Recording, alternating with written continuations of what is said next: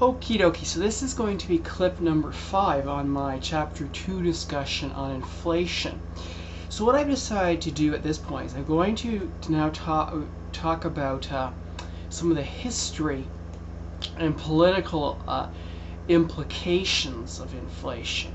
I'm going to start with the Germans, the German hyperinflation situation that occurred in the early 1920s, since that is the classic example of this topic. And I'll be drawing again from this book here, The Rise and Fall of the Third Reich, A History of Nazi Germany. It was written by William L. Shearer, and it is apparently, according to it, a worldwide best-selling classic on the history of the rise and fall of the Third Reich. And this one guy, Hugh Trevor Roper, he wrote about this book in his sort of book review for the New York Times. That is a splendid work of scholarship, objective in method, sound in judgment, inescapable in its conclusions. So that's what I'm going to start with. Then I'm going to, what am I going to do? I want to talk a little bit about debt monetization, to monetize your debt. Basically, Blanchard and Molino in their book looked a little bit at in hyperinflation, those high inflation, hyperinflation type countries, and not just the Germans, which this book that discusses the rise of the Nazis talks about, but other ones as well. It wasn't just the Germans who had hyperinflation. There were other countries as well. Hungary apparently had it. Even to this day, there's some areas. The Ukraine, for instance, which is in the news because of the war that is going on right now between the NATO group versus Russia over this whole South Ossetia situation. Ukraine's in the news now because it's right next door, and it also is another example of an inflation problem. So inflation still exists. In fact, this is why even in some countries they have what are called currency boards, which I'm not going to explain in great detail, but they one of the reasons for creating them in some of these European countries, mainly like Eastern Europe and so on, is because they are anti-inflationary, actually. Okay, so we're going to talk about the debt monetization stuff, and then I'll wrap up with a little bit of the sort of Neil's opinion on modern day events and how an understanding of inflation makes you a much better and more informed person, so that when you watch the news or read the newspapers, you can be A, more critical, and B, also start seeing that there's a lot of storm clouds have formed in some areas. I think it was actually yesterday, actually.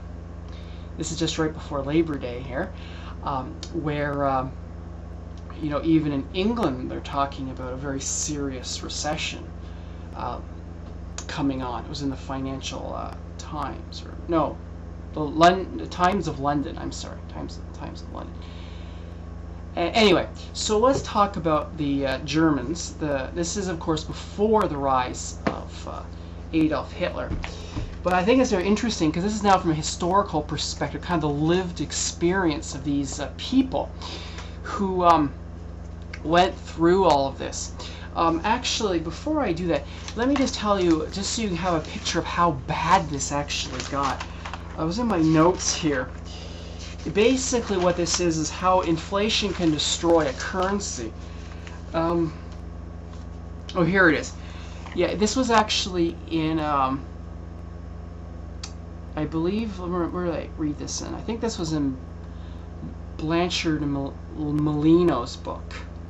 I think is where I got this from. Well, I copied it down, so I know it's right. But I'm trying to think, where did I get it from? I think that's where I got it from. Anyway, this is what I have in my notes here. That in the year 1913, so this is sort of just right around the time of World War I. Okay, the value of all the currency and all the coins that were in circulation in Germany was valued at 6 billion marks. Okay, so 6 billion. Now, 10 years later, in October of 1923, so this is now after the Second World War, this is after the First World War, but before the Second World War. Okay, so it's sort of that between the two world wars. So it's after the first, before the second.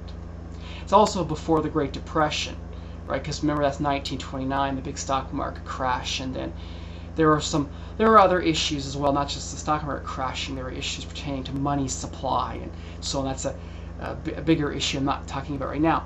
But anyway, so now we're in October of 1923. We're still in Germany. Now what does 6 billion marks buy us? Remember, in 1913, all the money in the entire country was 6 billion marks. Now, in 1923, 6 billion marks is enough to buy you 1 kilogram of rye bread. So, yeah, so that tells you the erosion of purchasing power, right? If you figure before, all the cars, all the machinery, everything in the country was 6 billion. Now just 1 loaf of bread is 6 billion marks. And then 1 month later, November of 1923, the price of that same loaf of bread was now going to cost you 428 billion marks. And by November 15th, 1923, and this was from the Lipsy source,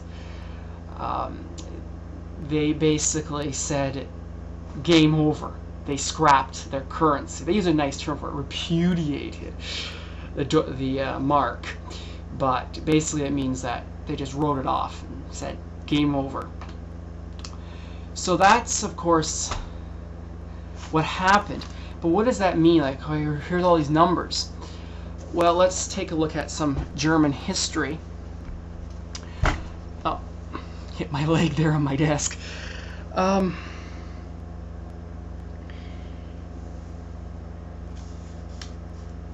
You see, here's the thing.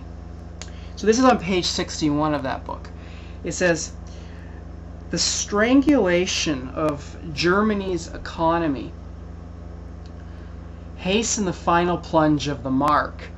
Yeah, I see, this is part of what happened was because they had this Versailles Treaty, which ended the First World War, the victors, the winning side, basically didn't want to get German money, didn't want the marks, so they actually sort of took over part of Germany, invaded it, so they could get paid in terms of like actual real stuff, because the paper money, it's just losing value, right? And then where does it say this? Yes. So yeah, basically, eventually, you see, it says here, the purchasing power of salaries and wages was reduced to 0. Okay, so it's just completely wiped out. The life savings of the middle classes and the working classes were wiped out. But something even more important was destroyed: the faith of the people in the economic structure of German society. See, what good were the standards and practices of such a society, which encouraged savings and investment and solemnly promised a safe return from them, and then defaulted? Was this not a fraud upon the people? And I'm going to continue this on in clip number 6 because I'm running out of time.